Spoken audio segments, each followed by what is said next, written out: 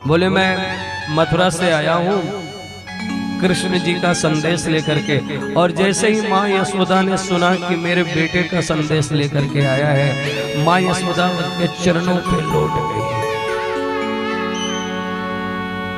और पूछने लगी माँ कि मेरा लाल कैसा है। वो खाता तो है ना, उसको नींद तो आती है ना उद्धव, क्योंकि जब वो यहाँ रहता था तो मुझे पीछे दौड़ दौड़ करके उसको खिलाने की आवश्यकता पड़ती थी। वो एक बार में कभी भोजन नहीं करता था। उद्धव अपने स्वामी से कहना, कन्हैया से कहना कि अपने महल पे ना मुझे दासी बना करके रखो, दासी। मैं किसी को नहीं बताऊंगी कि मैं उस कन्हैया की माँ हूं, मैं दूर से देख लूंगी उद्धव, और देख करके संतुष्ट हो जाऊंगी। उद्धव ने मन में विचार किया, वारे निष्ठुर कन्हैया,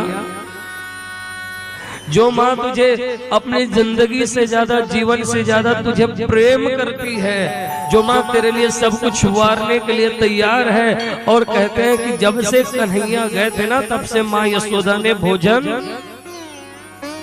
नहीं पाया। बोले उद्धव जा करके कहना कि मैं उनको बिल्कुल याद नहीं करती हूँ, मुझे किसी प्रकार की याद नहीं आती है उसकी। और एक कंबल को ऐसे लपेट करके माँ यशोदा उसे बच्चे सब प्रेम करते हुए कहते कि उद्धव, तत्क्षण भूल गई कि उद्धव मथुरा से आए हैं, और उद्धव के सामने माँ कहती कि उद्धव मेरा लाला अभी सो रहा है, जरा सी भी आवाज नहीं करना उद्धव, नहीं तो मेरा लाला उठ जाए। और मैं नहीं चाहती कि मेरा लाला उठे, क्योंकि अभी अभी मैंने उसे भोजन कराया है और अभी अभी मेरा लाला सोया है। उद्धव ने आंख बंद करके जैसे सामने देखा, जहां पर वो कंबल बांध करके रखी थी, वो कंबल की जगह साक्षात कृष्ण लेटे हुए।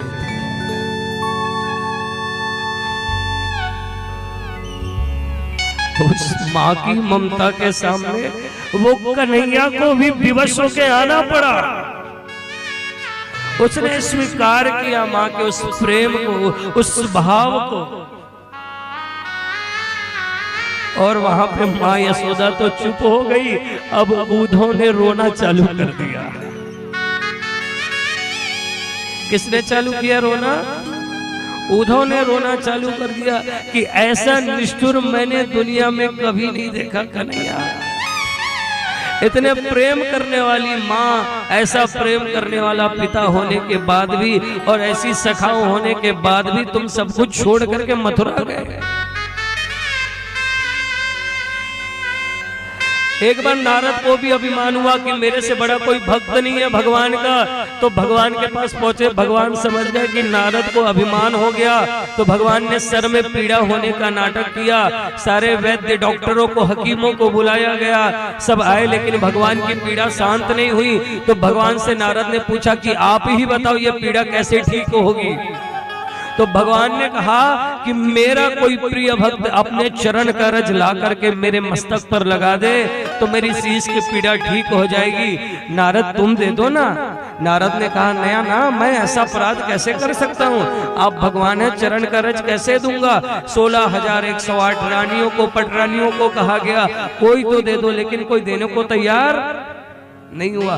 पूरी दुनिया घूम आए नारद जी। भगवान ने पूछा कोई मिला? नारद बोले कोई नहीं मिला, कोई भी पाप का भागीदारी नहीं होना चाहता। बोले नारद क्या तुम ब्रजमंडल में गए? बोले नहीं गया। बोले जब कोई नहीं दिया तो वहां कौन देगा?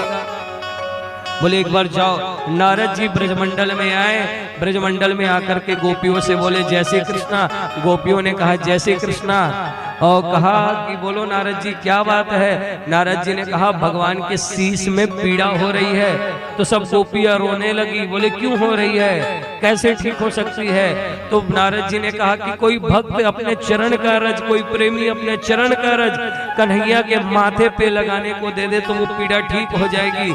सब ब्रज की गोपियां कूदने लगी, नाचने लगी रोते रोते, और नारद से बोली कि नारद लेकर के जाओ जितना रज चाहिए, उनको पीड़ा नहीं होनी चाहिए। नारद ने कहा तुम मूर्ख हो, तुम पागल हो, तुमको इससे कई जन्मों तक नरक में रहना पड़ेगा, तुम ऐसा अपराध क्यों कर रही हो।